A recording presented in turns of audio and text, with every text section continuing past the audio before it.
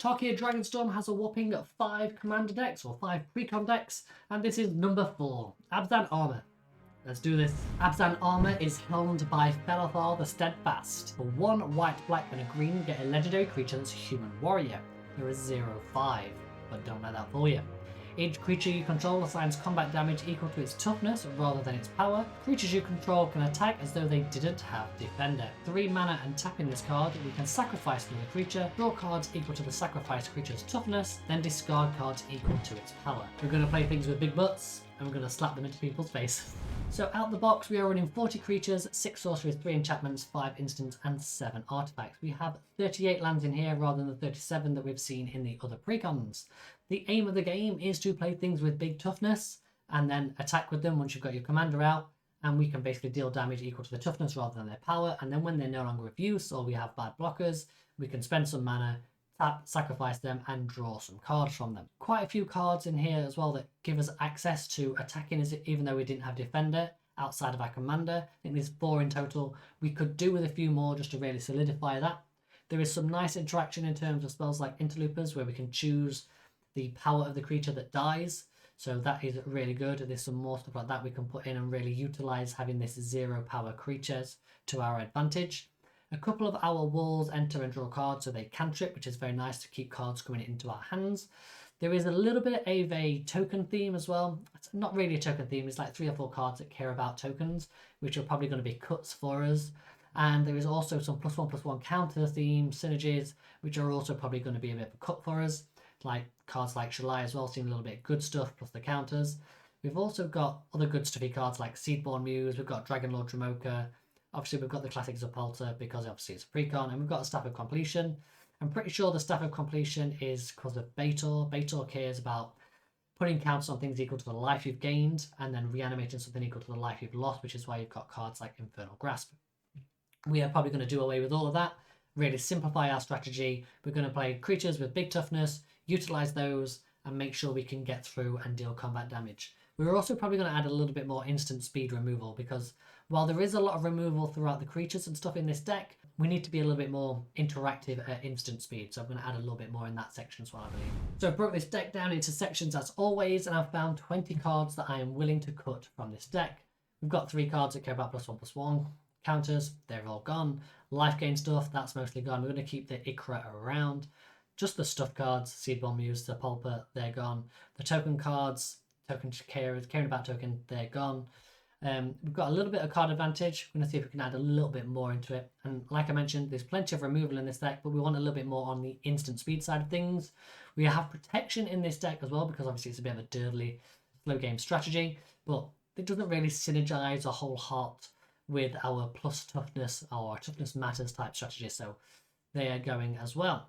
So the cards I'm cutting from this deck are Shaddai Offshoot, Infernal Grasp, Nyx Fleece Ram, Swiftfoot Boost, Anguish Unmaking, Faberer Elder, Indulging Patrician, Staff of Completion, Wall of Limbs, Arasta of the Endless Web, Rox, Faith Mender, Shalai Voice of Plenty, Wall of Reverence, Baitor Ancestor's Voice, Seedborn Muse, Dragonlord Dromoka, Protector of the Waste, Towering Titan, Canopy Gargantuan, and Zatulpa Primal Dawn. Like I mentioned, a lot of these are really good cards, really solid cards. Put them in a deck that has more synergy. If you have a deck that likes to tap and untap things, Seedborn Muse is a go-to in that deck. In a deck that cares about toughness matters, it's good, but it could be better. Yeah, just as an example. Same with Staff of Completion. Put that in a deck where you're going to combo off. Cool. Right. Let's add some cards in. So here we've got some stats of the Precon. As you can see, the average mana value of the deck is 3.34. So we need to be making sure we get into the 7 mana mark before we can start double spelling on our turns. And speaking of mana, 40% of the deck is white, covered by 50% of the mana base, which is lovely. 24 by 39% on the black, 39 by 55% on the green, which is lovely. Very nicely done. The only issue I have with this Precon really is this 4-drop slot.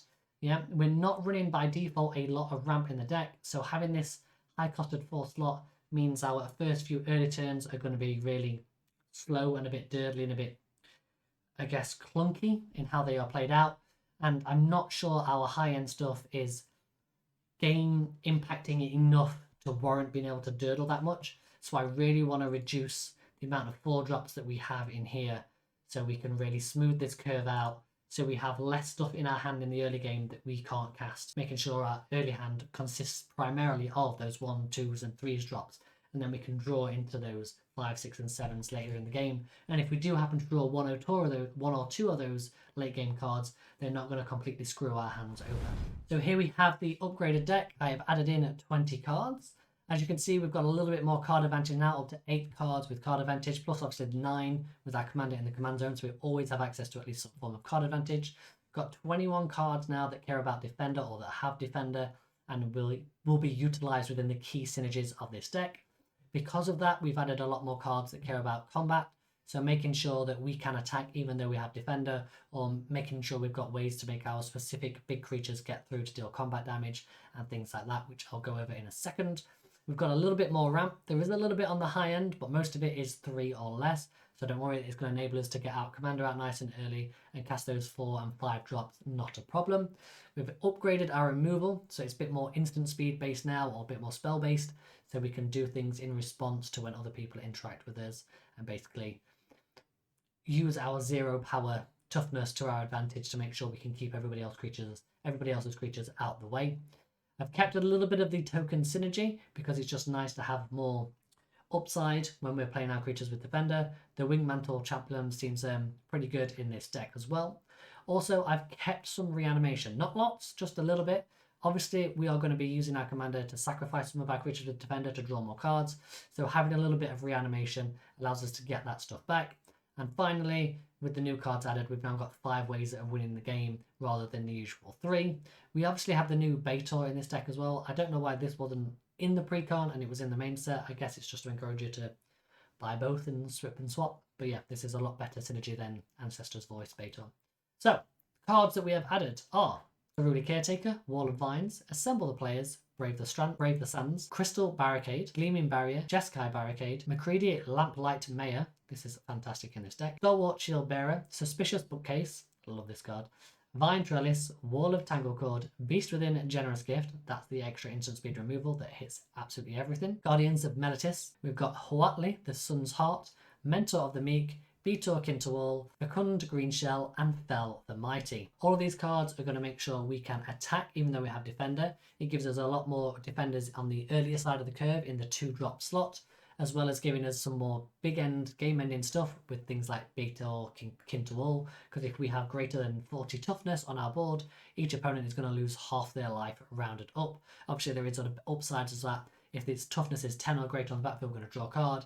And then if our creatures we control have 20 toughness or greater on the battlefield, we untap each creature we control, giving ourselves pseudo-vigilance and synergizing a little bit more better than what the Seedborn Muse was, let's say. Huatli, obviously, is another fantastic card. This also lets us gain life if we -3 her. This just lets us gain some survivability in the endgame. Tangle Cord gives us reach, so it stops those pesky flyers getting through. Suspicious Bookcase allows us to get that sneaky big book guy through to really hit somebody down hard. We've got some ways of buffing our creatures with our toughness. So we've got the Stalwart Shield Bearer, and who's the other guy in the deck? Fecund the Green Shell. Gives everything +2/+2. Lovely. Just really simple, straightforward upgrade. Play defenders, play big butts, run them into people's faces. What's not to love? So here we go, some quick stats. Now we've upgraded the deck. As you can see, the mana curve now is a lot smoother. The 4-drop slot was an absolute nightmare. It's a very, very competitive slot in this Abzan Defenders type deck. So if you are building this deck from scratch or upgrading it yourself, keep your eye on that one. If you want to keep a lot of 4-drops, consider adding some more 2-mana ramp, but I'll get onto that more when we go into the considering section. So 40% of the deck is white, 90% is black, 37% is green, and we are covered by 50, 39 and 55% respectively. Average mana of the value of the deck is now 2.87, so that's nicely smoothed out. So yeah, you shouldn't find any problems in casting stuff. As I always like to get to 6 mana, I'm at the top end of my curve, and I can double spell pretty easily at that point. But you know, that's just something that I like to do and make sure my decks can perform. So here are a few cards to consider. As you can see, the 4-costed slot is quite competitive and it comes up a lot. Let's just get into it. If you are running more and more 4-drops, like I mentioned, Farseek Nature Sloth 3 visits, that's why they're here. Ramp out on 2 a lot harder, so you can make sure you're at 4x3, 5x4. Love it. Consort Skygate, Defender, Reach, 0/4, Synergies, love it. Rolling Stones, walls may attack as though they weren't walls, which is nice. Doran lets you assign combat damage equal to your toughness rather than your power, but it doesn't allow you to attack as though you weren't a wall, or doesn't allow you to attack as though you didn't have defender. So it's here more for flavour than anything else. Personally, I probably wouldn't run it. We have got Amarathine Wall, which is basically an indestructible wall for an extra 2 mana. Also, it's a 0/6, so 4 mana for a 0/6. You could then spend 3, sacrifice it, draw 6 cards, discard 0. Very nice. But yeah, big beta really if you wanted it. We've got Bedrock Tortoise as well, giving everything hexproof, which is very nice. But once again, allows creatures to deal combat damage through their toughness instead of their power, but doesn't enable us to attack even though we have defender.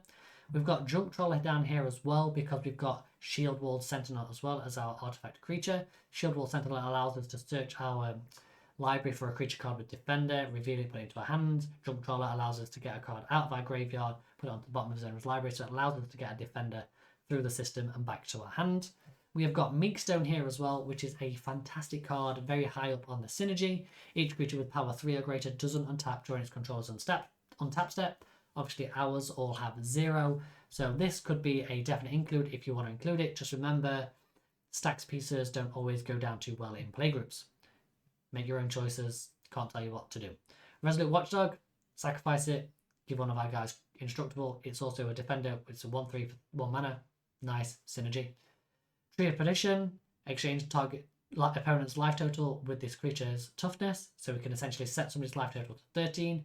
Remember, if this has vigilance, we can attack with it and do all of that shenanigans and then tap it before we deal damage after blocks. Or if this is just keep this back and then move to combat, see who is blocking, not blocking, how they are doing it, and then respond before damage with Trepidation. Birth of Meletus allows us to fetch a plains, creates a 0/4 wall, and gain some life.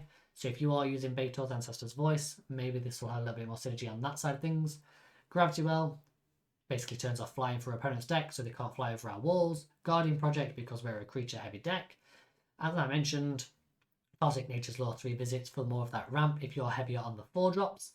And then we also have Wave of Reckoning. Each creature deals damage to itself equal to its power.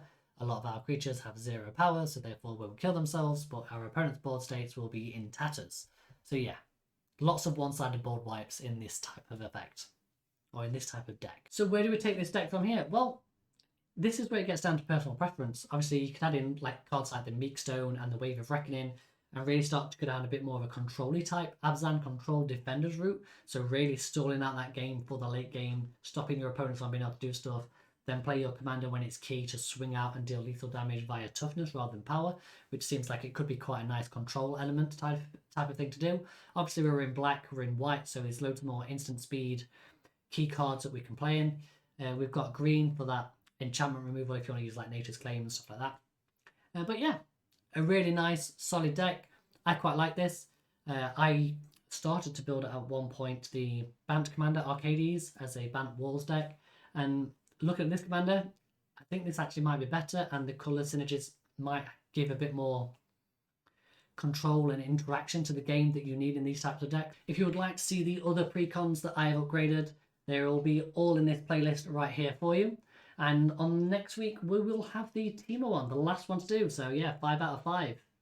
And the Teemo one looks quite spicy, actually. That's just been dropped. So looking forward to doing that. Anyway, thank you very much for watching. I appreciate your support, and I'll see you all in the next video. Goodbye for now.